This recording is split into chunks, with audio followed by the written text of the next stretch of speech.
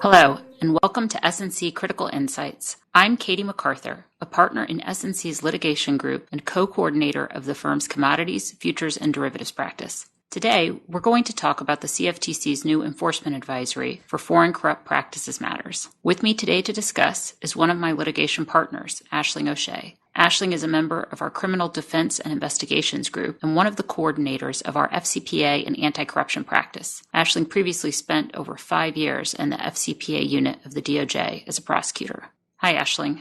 Hi, Katy. Aisling, the CFTC's newest enforcement advisory is an announcement that the CFTC is entering the FCPA enforcement space. But traditionally, this is a space that the DOJ and SEC have enforced. Is that right? That's right. Historically, both the DOJ and the SEC have been very active in enforcing the FCPA, especially in the last decade or so. And indeed, they have been the sole enforcers of the statute since it was enacted in 1977. To give you an example of more recent enforcement trends, according to data from the SNC and Stanford Law School's FCPA clearinghouse, the DOJ and SEC initiated a combined 42 FCPA actions against companies and individuals in 2018 alone, which is only slightly down from the 2016 all-time high of 57 actions. Potential FCPA liability can have serious consequences for both corporations and individuals. Last year, the DOJ's enforcement actions resulted in $597.2 million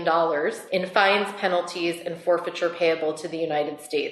Given both the severity and the size of the potential penalties for FCPA violations, corporations and individuals need to be extremely mindful of the FCPA. And the CFTC's new enforcement advisory promises even more activity in an already busy area of the law for corporations. Now, at this point, Aisling, our listeners might be wondering why the CFTC would want to join this already crowded FCPA enforcement space. According to James McDonald, the CFTC's Director of Enforcement, the CFTC is trying to identify areas where there are potential gaps between the space that the SEC and DOJ traditionally have looked at and the space that would fit within the core of the kinds of things that the CFTC looks at. While it's too early to tell how the CFTC's entry into this space will play out in practice, Director McDonald recently described several potential scenarios where he believes an FCPA enforcement action would fall within the CFTC's core mission of enforcing the Commodities Exchange Act. Among the scenarios he described were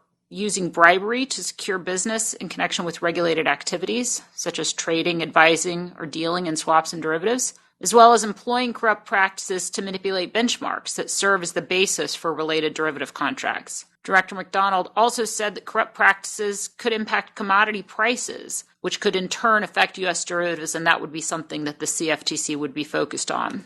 Before I turn to the specifics of the CFTC's enforcement advisory, Aisling, could you describe for our listeners the DOJ's current FCPA corporate enforcement policy? Sure. So the corporate enforcement policy, which was recently amended, enacted in 2017, and an outgrowth of the FCPA pilot program before that, seeks to encourage self-reporting, cooperation, and remediation by companies. And in order to encourage those things, the corporate enforcement policy presides for a presumption of a declination in a case where a company voluntarily self-discloses, fully cooperates, and effectively remediates. And even for those companies that do not voluntarily self-disclose, the FCPA corporate enforcement policy provides for a reduction in penalty of up to 25% off the bottom of the U.S. sentencing guidelines fine range for companies that both fully cooperate and fully remediate. The CFTC's enforcement advisory sounds similar to that DOJ policy insofar as it also provides that the Division of Enforcement will recommend a resolution with no civil monetary penalty for companies and individuals who timely and voluntarily disclose violations of the CEA that involve foreign corrupt practices, to the extent that they also fully cooperate and undertake appropriate remediation. Importantly, though, that presumption of no civil monetary penalty only applies to companies and individuals who are not registered or required to be registered with the CFTC. The CFTC's enforcement advisory does indicate that CFTC registrants who meet those same criteria, that is, self-reporting, cooperation, and appropriate remediation, would receive a recommendation for a substantial reduction in the civil monetary penalty. But you have to bear in mind that in the past, a CFTC registrant who encountered an FCPA issue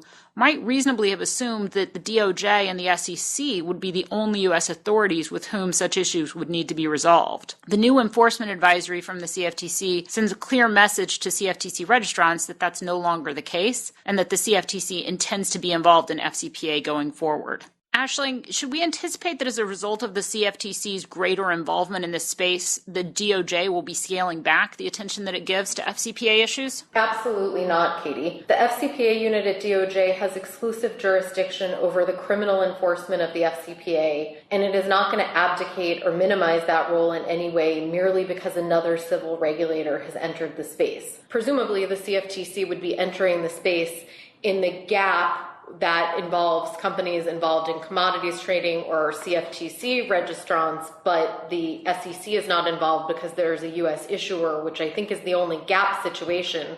In all other situations, you might be dealing with the DOJ, the SEC, and the CFTC. Now, of course, from the DOJ perspective, both the Philip factors and what's commonly referred to as the piling on policy mean that the DOJ will consider CFTC resolutions as a regulatory alternative when evaluating the appropriate action, but it remains to be seen how that will manifest itself in practice. Practically speaking, what this means for CFTC registrants and even non-registrants engaged in businesses that overlap with the CFTC's enforcement mission is that they are now going to have to deal with yet another front in FCPA investigations. Indeed. This is definitely going to be an area that we and our clients will be watching closely. Thank you for listening. For more information about our practice, please visit us at our website, www.sulcrom.com.